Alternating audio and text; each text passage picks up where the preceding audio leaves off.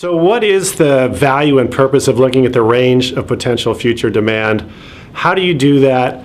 What are best practices? And what's the risk of doing it not so well versus doing it at a best practice level? Well, clearly, if you think about just looking at a forecast, just a one number going forward, an analogy that I think is useful is driving a car where the windshield is extremely dirty and you've managed to wipe one spot clear in the middle, and you're peering through that and you're getting a real partial view of the road ahead. And there may be a car coming up from the left, there may be a turn coming ahead, and you're not having visibility to that. You're not stepping on the brakes or doing whatever you should do. Cleaning the windshield, getting that peripheral vision is really what we're talking about with the demand range. What is 5, 10, 15% chance on the upside, same thing on the downside. How high is that? How low is that? What can I do now to prepare for that? So people have those intuitions. If you walk in and you say, hey, is the forecast going to be right? They're going to say no. And then you say, well, how could it be up? Could it be down? How much?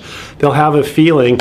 What I found doing a lot of this kind of work, however, is those feelings are obviously not something that you can capture on a scalable basis. If I need it for thousands of parts and the products that they go into and then different levels of aggregation, you need something just like your current forecast that is scalable, standardized in a system of record.